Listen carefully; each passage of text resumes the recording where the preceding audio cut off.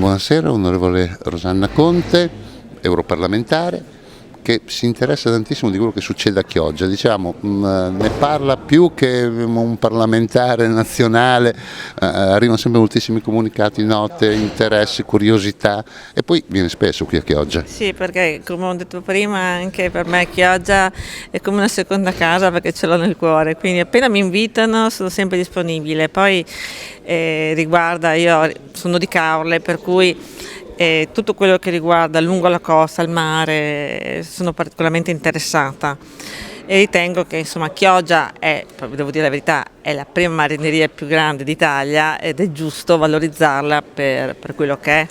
L'Unione Europea, fra l'altro, ha delle competenze importanti sul tema della pesca.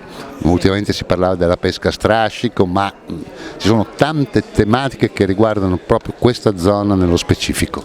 Sì, io sono l'unica italiana, l'unica coordinatrice italiana della pesca, come sapete sono della Lega e quindi davanti a me passano praticamente tutti i dossier. La problematica della pesca a strascico che diceva lei adesso, si tratta di un dossier che arriverà prossimamente sul mio tavolo per la politica comune della pesca, dove dai primi documenti che sono arrivati dalla Commissione europea si percepisce che l'estretta è veramente importante, perché la Commissione europea vuole ridurre le aree di pesca ancora del 30% in più, per cui europee.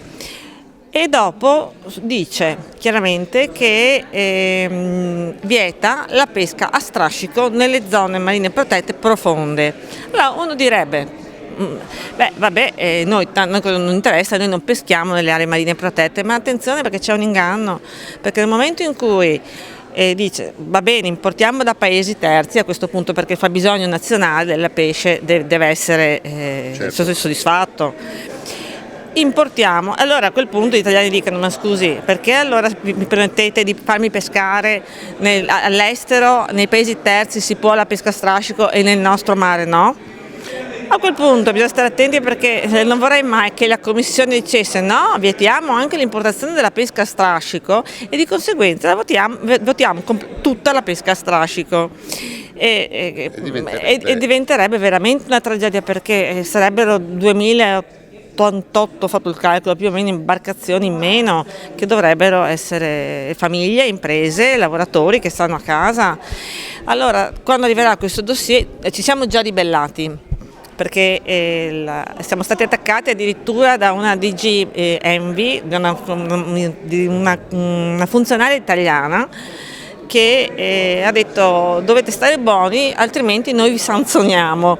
A quel punto tutto il Parlamento europeo, l'unico organo democraticamente eletto dal popolo, viene minacciato da una funzionaria di una commissione. Allora piano, con calma, adesso vedremo di fare le giuste opposizioni. Poi insomma le sanzioni ogni tanto saltano fuori, vi sanzioniamo anche sulle concessioni balneari, sì, che sono altro tema che in questa zona interessa molto. Sì, concessioni balneari, ormai la sentenza di ieri è stata lapidale, per cui ha dato la conferma che nulla è cambiato, le concessioni si dovrà andare a gara, l'unica cosa che possiamo fare noi è quella di formulare le gare in modo tale da poter tutelare le nostre piccole e medie imprese e coloro che hanno investito già nell'attività e cercare in qualche modo che chi ha fatto della propria attività primaria della famiglia, la balneazione, il lavoro estivo, possa continuare a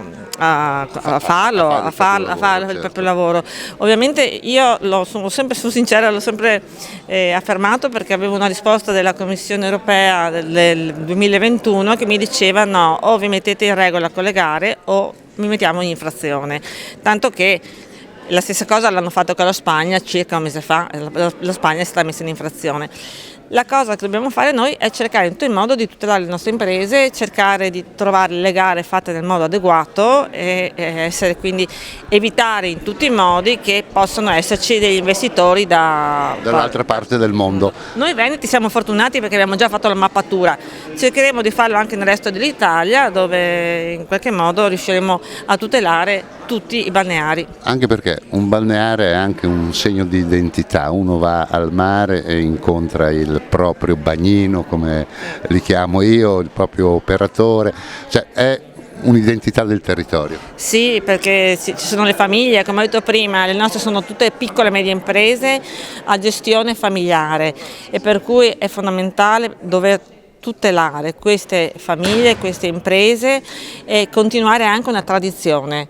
E questo è fondamentale per il nostro territorio, perché il nostro territorio è fatto di peculiarità, di identità che vanno dalla spiaggia al cibo alla religione e quindi alla cultura, e dobbiamo cercare in questo modo noi in Europa a conservare e preservare questo aspetto. Onorevole, grazie e ci vediamo la prossima volta a Chioggia. Grazie, grazie.